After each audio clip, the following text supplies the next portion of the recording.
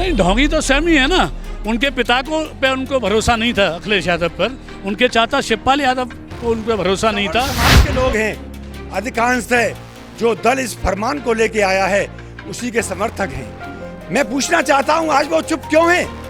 जब जब कोई बात आती है इस तरह के समाज की, जब विपक्ष की बात आती है या सत्ता पक्ष की बात आती है, निराश है और उनको जो निराशा, उनका फ्रस्ट्रेशन समय समय पर दिखता है। वो इस तरह से बचकानी बात कर देते हैं, जो मुझे लगता है कि इतने वरिष्ठ व्यक्ति को, जो एक प्रदेश का मुख्यमंत्री रहा हो, जो एक दल का राष्ट्रीय अध्यक्ष हो, उसको इस तरह की भाषा का प्रयोग नहीं। आज वो क्यों चुप हैं? ये दोगली राजनीति कब तक चलेगी? और ये चाहे क्षत्रिय सभा हो चाहे ब्राह्मण सभा हो, ये मुंह देख के बात करेगी तो इस तरह की क्षत्रिय सभा का कोई मतलब नहीं। और मैं यूजीसी थोप दिया गया। सवर्ण समाज के नेता क्यों भाजपा में बोलने से टकरा रहे हैं? क्या कारण है? क्यों नहीं जवाब दे रहे उसका? आप थोड़े दिन इंतजार करिए। यूजीसी की बात कर रहे हैं, ये कहते हैं पढ़ाई में सबको समानता हो, निवास में सबको समानता दो, सारी चीजें दो। जब एग्जामिनेशंस हो तो उसमें जो है आप कोचिंग की व्यवस्था करिए, चाहे किसी भी जाति का व्यक्ति हो उसको सुविधा दें। लेकिन वो तो एससी के लिए कोचिंग की व्यवस्था, ओबीसी के लिए जनरल के लिए ऐसा कुछ नहीं व्यवस्था सरकार। वो इसीलिए नहीं है ना कि मैंने अभी आपसे कहा कि जनरल निकलता कहाँ है। वो तो ये चलता है, तू चल मैं आता हूँ, चुपड़ी रोटी खाता हूँ, हरी डाल पर बैठा हूँ। जिसका काम चल रहा है वो अपना काम कर रहा है, उसे मतलब क्या है? बीजेपी की जो रणनीति है वो दोगली राजनीति है।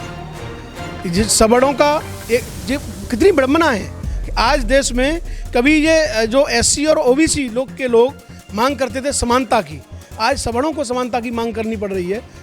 इससे बड़ी दुर्गति और विडंबना क्या हो सकती है समाज के लिए? लाशों की प्रबल होली जलाई जाएगी, हाट में नीलाम की बोली लगाई जाएगी, हाट में नीलाम की बोली लगाई जाएगी। इस विषय पर अपना कोई स्पष्टीकरण देने को तैयार नहीं है। यूजीसी जैसा कानून अगर इस देश में, पहले तो खैर लागू होगा नहीं, छत्री का एक भरोसा है लागू होगा ही नहीं। अगर छत्री का एक कतरा भी खून का जिंदा है तब तक तो लागू नहीं होने देंगे। दर्शकों, उत्तर प्रदेश की राजनीति में 2027 आने से पहले राजनीतिक दौर पर प्रतिक्रिया चालू है। पक्ष हो या विपक्ष हो, जमकर विवाद छिड़ा हुआ है। लेकिन इसी बीच समाजवादी पार्टी के मुखिया का एक जबरदस्त बयान सामने आया है। उस पर प्रतिक्रिया लेने के लिए मेरे साथ राम प्रताप सिंह चौहान मौजूद हैं और ऐसी बात कही है जो शायद उस पर जवाब देना इनके लिए लाजमी हो जाएगा। उत्तर प्रदेश की राजनीति में अभी बहुत बड़ा बदलाव चल रहा है, क्या कहेंगे? ना, बदलाव क्या है? भारतीय जनता पार्टी के नेतृत्व में 27 में फिर सरकार बनने वाली है, तो कोई बदलाव नहीं है। जनता खुश है, भारतीय जनता पार्टी के पक्ष में खड़ी हुई है। अच्छा शासन और जनता की जो सेवाएं, विकास के काम, सब कुछ भारतीय जनता पार्टी की सरकार में हो रहा है, तो बदलाव की तो कोई संभावना है ही। एक सवाल पैदा हो रहा है। कल सपा मुखिया अखिलेश यादव जी का एक बयान आया, एक कचौड़ी एक समोसा, ढोंगी जी का नहीं भरोसा। इतना बड़ा आरोप, ढोंगी किसे कहा? ऐसा क्या? नहीं, ढोंगी तो सेम ही है ना। उनके पिता को पे उनको भरोसा नहीं था अखिलेश यादव पर, उनके चाचा शिवपाल यादव को उन पर भरोसा नहीं था, उनको अपने पिता पर भरोसा नहीं था, उनको अपने चाचा पर भरोसा नहीं था। और जो पुत्र अपने पिता की सार्वजनिक मंच पे बेइज्जती करे तो ऐसे व्यक्ति को आप क्या कहेंगे? और मुझे लगता है कि अखिलेश यादव पर ही किसी को भरोसा नहीं रहा है।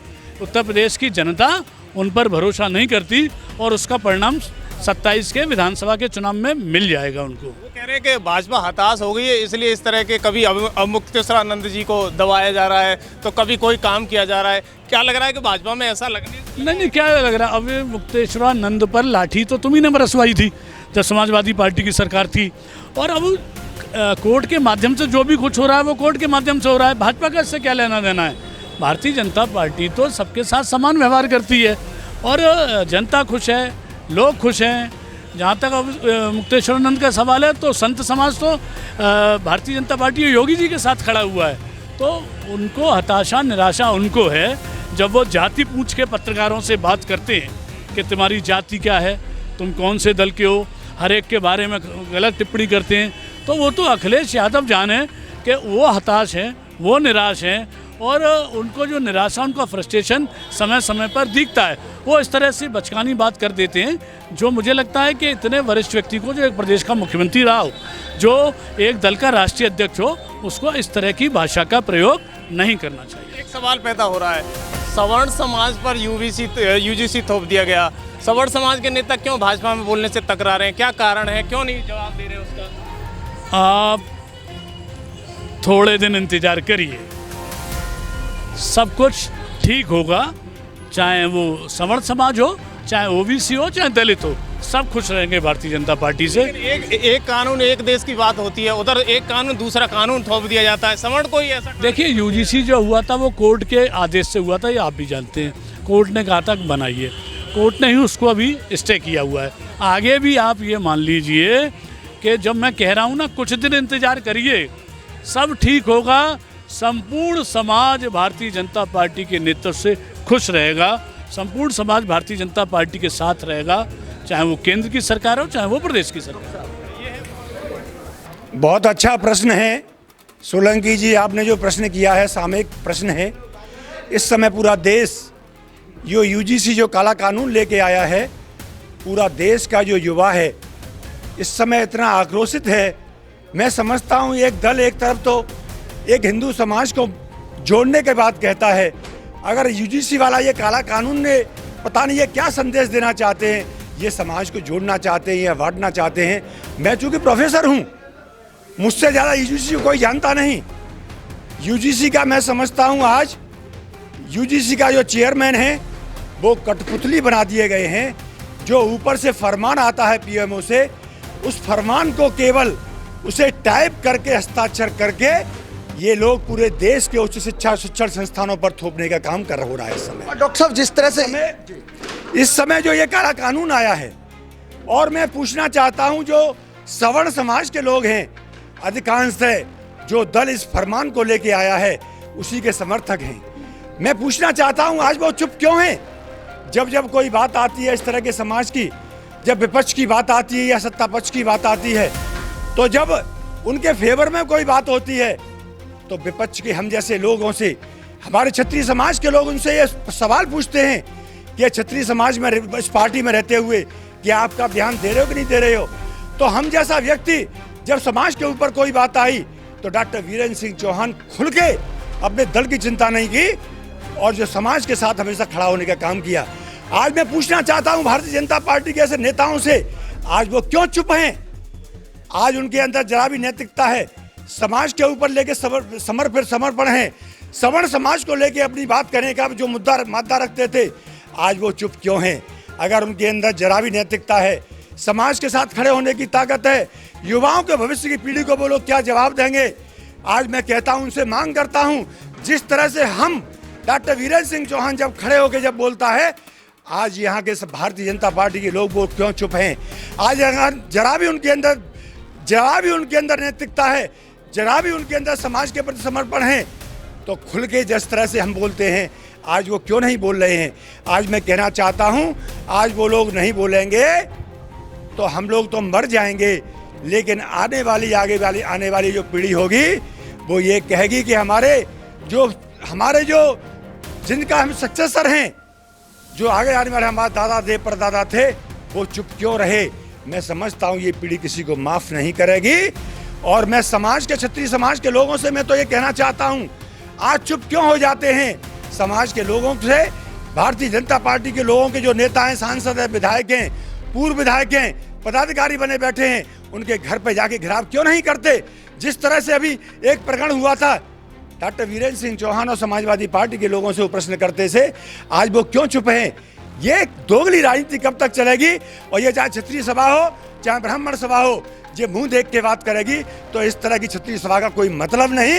और मैं समझता हूं कि ये क्षत्रिय सभा अगर जरा भी है, ये पेटेंट हो गई है, भारतीय जनता पार्टी गोद में बैठ गई है। मैं क्षत्रिय सभा से कहना चाहता हूं, ये किसी की गोद में मत बैठो, जब समाज के ऊपर कोई बात आए तो खुल के बोलो।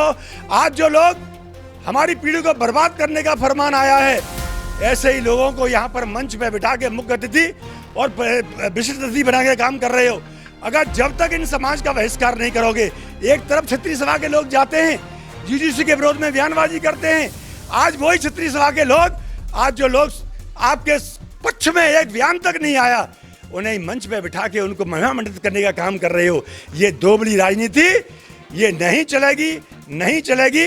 और ये क्षत्रिय सभा से मैं कहना चाहता हूँ, ये पेटेंट जो हो गई है, ये पेटेंट जब तक हो जाएगी तो मैं समझता हूँ ये खत्म हो जाएगा। तो ऐसी क्षत्रिय सभा का मैं खंडन करता हूँ। ऐसे लोगों को एक मिनट भी इस पद पर रहने का कोई अधिकार नहीं है। मैं तो मेरा एक प्रश्न होगा, ये यूजीसी जो कानून है वो यूनिवर्सिटी डिग्री कॉलेज के बच्चों के लिए, आप डिग्री कॉलेज के बच्चों के गुरु हैं, आप जिस तरह देखते हैं जो परेशानियां आती हैं और अभी आपने आगाज भी किया है कि फ्यूचर क्या होगा, तो ऐसे में उन क्षत्रियों को जो वोटर हैं, जो बीजेपी को वोट देते हैं, उन्हें क्या करना चाहिए? क्या समाजवादी पार्टी को मुड़ जाना चाहिए? किधर क्या करना चाहिए? मैं देखिए पार्टी की बात नहीं कर रहा किसी की। क्या करना चाहिए? हमारे नेता ने भी कहा कि जो दोषी है वो बचे नहीं और जो निर्दोष है वो फंसे नहीं। इस तरह का कानून अगर लेके आती, और देखिए आप आज तो ये स्थिति हो रही है, जो चिंता जो करते गोद के छोड़ के बेटे की जो आस कर रहे हैं, जो लोग इस तरह का कानून लेके आए हैं। मैं तो प्रोफेसर हूँ, आज तो स्थिति ये हो गई है, अगर जरा भी क्लास का टॉपर स्टूडेंट है उसको क्लास से कैसे बाहर करना है, अगर किसी ने शिकायत कर दी कि मैं तरफ आंख उठा के देख रहा था, वो समिति के सामने फेस कर करके वो अपना पूरा 6 महीने का कार्यकाल अपना बर्बाद कर देगा और 6 महीने वो पढ़ नहीं पाएगा, अवसाद की स्थिति में आ जाएगा कि मेरा भविष्य क्या होगा।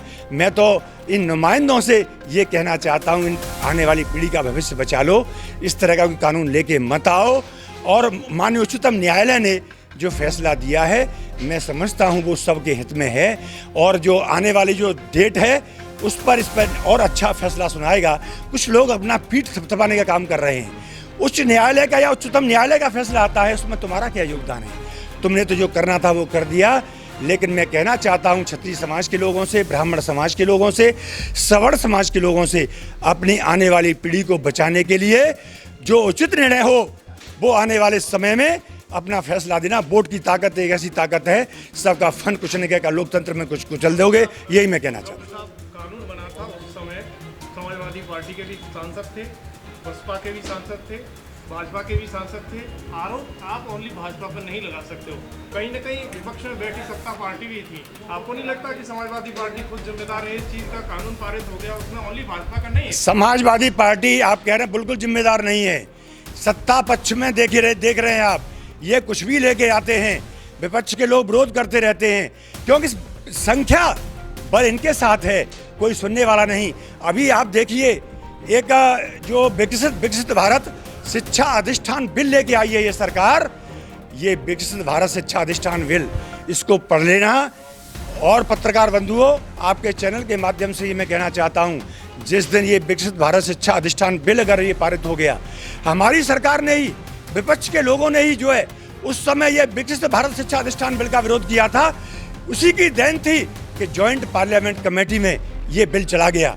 और अभी 26 तारीख को बैठक हुई। आप समाजवादी पार्टी की बात करते हैं, प्रोफेसर राम गोपाल यादव जी इस कमेटी में थे। उन्होंने मुझसे खुद कहा, क्योंकि मैं उत्तर प्रदेश का शिक्षक संघ का मैं अध्यक्ष हूँ, और अभी हमारे मदुरई में पूरे देश की शिक्षकों की बैठक हुई, बुद्धिजीवियों की, उसमें ये बिल पारित हुआ। उसमें सभी विचारधारा के लोग थे कि ये विकसित भारत अधिष्ठान बिल, इसका हम विरोध करेंगे। और प्रोफेसर साहब ने मुझसे कहा जो आपका रेजोल्यूशन हो जाए मेरे पास भेज देना। अभी 26 तारीख को बैठक हो गई और हमारे प्रोफेसर राम गोपाल यादव जी ने उसका विरोध किया। नहीं, देखिए हमारी पार्टी के मुखिया माननीय अखिलेश यादव जी ने जो बयान दिया है, मैं समझता हूँ ऐसा बयान सत्ता पक्ष के लोग, जो बहुतायत में जो लोग उनका वोट पाके सत्ता हासिल करते हैं, उन्होंने एक बयान दिया होता तो हमसे प्रश्न कर सकते थे। हमारे लोग तो हमारे मुखिया ने कह दिया, हमारे मुखिया ने, इससे बड़ी बात कुछ नहीं हो सकती कि निर्दोष फंसे नहीं और दोषी बचे नहीं, इससे बड़ी और बात क्या हो सकती है? इसमें सब कुछ आ गया। तो डॉक्टर बीरेंद्र सिंह चौहान ने जिस तरह बताया, क्योंकि इनसे ज़्यादा इस बिल के बारे में और आने वाली परेशानियों के बारे में शायद आम आदमी नहीं जानता, क्योंकि डिग्री कॉलेज में जिस तरह बच्चों पर देखते हैं। मेरे साथ और भी खड़े हुए हैं, भाई साहब परिचय अपना बताएं। विजयपाल सिंह चौहान एडवोकेट। यूजीसी पर क्या कहेंगे, जैसे डॉक्टर साहब ने बताया? देखिए, यूजीसी का बिल जो था, ये कानून पहले भी था कि एंटी रैगिंग अगर कॉलेज में होती है तो उसको आपको एक कमेटी फॉर्म करनी पड़ेगी और कमेटी में 2 लोगों के बयान भी उस पर होंगे और बयान लेने के बाद उसके ऊपर एक्शन होगा कि कौन उसमें दोषी है कौन नहीं है। ये अमेंडमेंट जो बिल आया है उसमें जो रखा गया है कि 24 घंटे के अंदर आपको उस पर जो है कार्रवाई करनी है। अब 24 घंटे के न तो कोई कार्रवाई हो सकती है इतनी जल्दी, और इतना सख्त है यहाँ पे जो परिवर्तित किया गया है कि वहाँ पे कॉलेज से मांगा जाएगा, अगर 24 घंटे में जांच करके रिपोर्ट नहीं दी और दोषी के खिलाफ कार्रवाई नहीं की तो कॉलेज को डिबार भी किया जा सकता है और कॉलेज की जो यूजीसी की एड मिलती है उसको भी जो है सरकार की एड को भी रोका जा सकता है, सीधा सीधा जेल जाएगा। और अगर ये सबसे बड़ी खामी क्या है, अगर मुकदमा चलने के बाद 2 महीने 4 महीने 1 साल या 2 साल का जो समय लगता है, आप जानते हैं कि कितना समय लगता है, अगर ये पाया जाता है कि जो है SC ST की तरफ से जो लगाया गया था उस पर वो आरोप झूठा था, तो अब तक तो ये था कि हम उसके खिलाफ कार्रवाई करने का साहस रखते थे। देखिए, मैं इसलिए कहता हूं दोषी हैं कि जब पार्लियामेंट में ये बात आई, पार्लियामेंट में आपको विरोध करना चाहिए, और मैं कहता हूं आप बाहर क्यों निकल जाते हैं? सबसे बड़ा है अपना प्रोटेस्ट वोट डालिए, उस वोट से अगर पास होता है वो बिल या गिरता है तब आप कह सकते हैं कि हमने अपना वोट जो है उसके अगेंस्ट में दिया था और मैंने अपनी जिम्मेदारी को पूरा किया था। लेकिन वहां से समाजवादी पार्टी निकल आती है और पार्टी वहां से बहिर्गमन हो जाती है, कांग्रेस बाहर आ जाती है, इसका मतलब है हम मूक भी रहेंगे और बाद में जो है बात करेंगे। जब एक पार्टी तो नहीं, अच्छा कार्य है तो भी और बुरा है तो भी, अगर ये था, अगर पार्लियामेंट में मैं कहता हूं जहां वोटिंग की बात आती है, आपको राइट दिया है, आप बाहर क्यों निकलते हो? अपने सांसदों से व्हिप जारी करिए कि इसका हमें विरोध करना है। जब वो हो जाए फिर समाज में आप आइए और कहिए बीजेपी के खिलाफ हमने ये आया है, हमने ये कहा, यह संशोधन डालिए। तो ऐसा करेंगे तो उनके वोट कट जाएंगे OBC SC के, इसलिए नहीं होगा, ऐसा कर रहे होंगे। अच्छा, जिस तरह चौहान साहब आपने बताया था, क्या यदि कोर्ट का फैसला UGC के खिलाफ नहीं आता है, बिल यही रहता है, तो क्या स्वर्ण जाति बीजेपी से हटेगी? बिल्कुल नहीं हटेगी। मैं आपको बता दूं, मुद्दे अलग हैं। मैं ये पूछता हूं, जब रिजर्वेशन के ऊपर बात आई थी, सुप्रीम कोर्ट ने कहा क्रीमी लेयर की बात आई और उसमें अमेंडमेंट किया कि जो सुविधाएं मिल गई वो दोबारा नहीं मिलेंगे, और वहां पे आपको याद भी होगा SC ST समाज जो है सड़कों पे उतरा, सवर्ण लोगों ने विरोध नहीं किया। ये जाति तो हमेशा मौन रहने वाली है। जब मैं कहता हूं कि जब वो हुआ, पार्लियामेंट में वो बिल फिर पास हुआ और वो सुविधाएं मूल जो सुप्रीम कोर्ट ने कही थी उसके अगेंस्ट जो है बिल लाया गया और पार्लियामेंट में बीजेपी गवर्नमेंट में ही पास हुआ। उसमें कांग्रेस ने भी अपना बोर्ड उसमें सहमति थी, समाजवादी पार्टी ने भी दी, तेलुगु देशम पार्टीज और जो अलायंस पार्टीज हैं सब ने उस पर जो है अपनी मोहर लगाई। तो तब जब रिजर्वेशन की सवर्णों की बात आती है तो आप क्यों नहीं कहते? आज UGC की बात कर रहे हैं, ये कहने कहते हैं पढ़ाई में सबको समानता हो, निवास में सबको समानता दो, सारी चीजें दो। जब एग्जामिनेशंस हो तो उसमें जो है आप कोचिंग की व्यवस्था करिए, चाहे किसी भी जाति का व्यक्ति हो उसको सुविधा दें। लेकिन वो तो SC के लिए कोचिंग की व्यवस्था, OBC के लिए, जनरल के लिए ऐसा कुछ नहीं व्यवस्था सरकार। वो इसीलिए नहीं है ना कि मैंने अभी आपसे कहा कि जनरल निकलता कहाँ है, वो तो ये चलता है तू चल मैं आता हूँ, चुपड़ी रोटी खाता हूँ, हरी डाल पर बैठा हूँ, जिसका काम चल रहा है वो अपना काम कर रहा है, उसे मतलब क्या है दूसरे समाज से। जी, उसमें क्या किया है, सारे ST SC OBC के बच्चे शिक्षा ले सकते हैं, फ्री में ले सकते हैं, नहीं ले सकता। मैंने यही कहा ना कि ये जो मुद्दे जो पास हो रहे हैं पार्लियामेंट से आ रहे हैं ना, ये विधायिका से आ रहे हैं, तो इसका क्यों विरोध नहीं ऐसे होता? सर क्या करना चाहिए? ये स्वर्ण जातियों से करना क्या चाहिए? ये कुछ समझ नहीं। देखिए, सवर्ण जातियों को सबसे पहला कहना चाहिए कि आज विपक्ष में बैठा हूं तो मेरा रूप अलग है और जब सत्ता में बैठा हूं तो रूप अलग है। हम सवर्ण जाति को आज एकजुट होने की बात है और अपनी, जैसे अभी हमारा नोटा आया था, हम ये प्रयास डालें कि जो कैंडिडेट्स आ रहे हैं, और मैंने एक बार UGC वहाँ पे लिखा भी था इलेक्शन कमीशन को कि जब आप वोटिंग का जब पर्चे हम भरवाते हैं विधायकी में, तो एक कॉलम ये भी दीजिए कि आप जो हैं जीतने के बाद अलायंस किससे करेंगे। उसमें आप लिख दीजिए कि हमारी पार्टी अगर जीतती है, अलायंस किसी से करेगी तो हम फला पार्टी से अलायंस करेंगे, जिससे लोगों को मालूम पड़ जाए कि ये पार्टी जीतने के बाद उससे अलायंस करेगी। लेकिन दुर्भाग्य क्या है, इलेक्शन कमीशन भी इस पर तैयार नहीं है, जबकि मैंने लिखित में दिया है ये चीज़। अगर ये कॉलम डाल दिया जाए तो ये खरीद फरोख्त बंद हो जाएगी और अच्छा चुन के जाएगा, अच्छा निर्णय होगा। बिल्कुल, बहुत जनता के हित की बात बताई चौहान साहब ने। अब क्षत्रिय सभा अध्यक्ष डॉक्टर अनिल सिंह चौहान बात करेंगे। आप पहले तो होली मिलन पर आज जो लोग आए उनके लिए क्या कहना चाहेंगे? मैं आगरा जनपद के सभी क्षत्रिय बंधुओं को बहुत बहुत धन्यवाद और बधाई देता हूं, आभार व्यक्त करता हूं कि आज अपने व्यस्ततम समय में से निकाल करके क्षत्रिय सभा जिला आगरा द्वारा आयोजित होली मिलन और सम्मान समारोह में उपस्थित हुए। तो सभी के लिए बहुत बहुत धन्यवाद, बहुत बहुत आभार। अब डॉक्टर साहब, आप UGC पर बात करना चाह रहे थे। जिस दिन क्षत्रिय परेशान है, आप सोच नहीं पा रहे हैं। जिस दिन से UGC बिल जो काला कानून इस देश में लागू हुआ है, क्षत्रिय सभा जिला आगरा उसी दिन से इस काले कानून का घोर निंदा करके विरोध कर रही है और सभी सवर्ण समाज को साथ लेकर के जगह जगह नुक्कड़ समाएं और मीटिंगें करके इसके लिए बहुत बड़ी रणनीति तैयार कर रही है। और क्षत्रिय सभा हमेशा इसका विरोध करती है, करती रहेगी। जिस तरह से अभी इतना विरोध हो रहा है लेकिन बीजेपी झुकने को तैयार नहीं है, क्या लग रहा है आपको, क्या होगा आगे भविष्य में? नहीं, बीजेपी की जो रणनीति है वो दोगली राजनीति है। जिस सवर्णों का कितनी विडंबना है कि आज देश में कभी ये जो एससी और ओबीसी लोग मांग करते थे समानता की, आज सवर्णों को समानता की मांग करनी पड़ रही है। इससे बड़ी दुर्गति और विडंबना क्या हो सकती है समाज में? दर्द सबके है, चिंता सबको है, लेकिन उपाय की, इसके सॉल्यूशन की सुप्रीम कोर्ट पर आस लगाए हुए हैं। हमारे साथ और भी साहब, सर नेत्रपाल सिंह चौहान। जी सर, आज होली मिलन हुआ है और यूजीसी का जिस तरह से मुद्दा चढ़ा हुआ पूरे देश में, क्षत्रियों ने हमेशा जब देश आज़ाद हुआ था तो सबसे पहले जो है भूमि दान, प्रॉपर्टी दान, ये पैसा वो पैसा, गरीब की मदद करो। इतिहास का कोई कोना ऐसा नहीं है जो क्षत्रियों ने सब समाज को साथ लेके न चले हों। ये हमारा दुर्भाग्य है कि इस समय की वर्तमान केंद्र की सरकार इस विषय पर अपना कोई स्पष्टीकरण देने को तैयार नहीं है। यूजीसी जैसा कानून अगर इस देश में, पहले तो खैर लागू होगा नहीं, क्षत्रिय का एक भरोसा है लागू होगा ही नहीं। अगर क्षत्रिय का एक कतरा भी खून का जिंदा है तब तक तो लागू नहीं होने देंगे, और अगर ऐसा हो गया तो समझ लो ये देश फिर गुलाम हो जाएगा। इसके अलावा और कुछ नहीं बचा है। कांग्रेस जैसे समाप्त हो गई, ऐसे बीजेपी हो जाए, ऐसे ही बीजेपी की दुर्दशा होगी और फिर ये याद करेंगे क्षत्रियों को, तो समय निकल चुका होगा।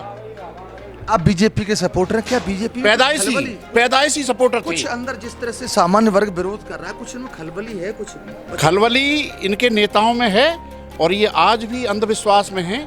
हमें तो दुख होता है राजनाथ जैसे नेता पर कि आप समकक्ष बैठे हुए हैं, पूरा जीवन आपका राजनीति में हो गया है और उसके बाद भी आप बोल भी नहीं रहे हो, बैठ के भी नहीं कह रहे हो कि आखिर आप हम इस उम्र में जाके क्या जवाब देंगे अपने समाज को?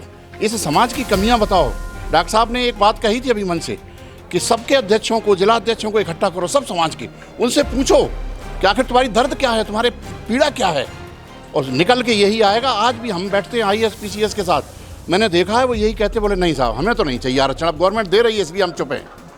तो ये मांग तो हो रही है और सच्चाई ये है कि अगर राजपूतों का, सवर्णों का इस तरीके से दुरुपयोग किया गया जैसा ये यूजीसी में आई है बात, तो इस देश का भविष्य अब खतरे में है।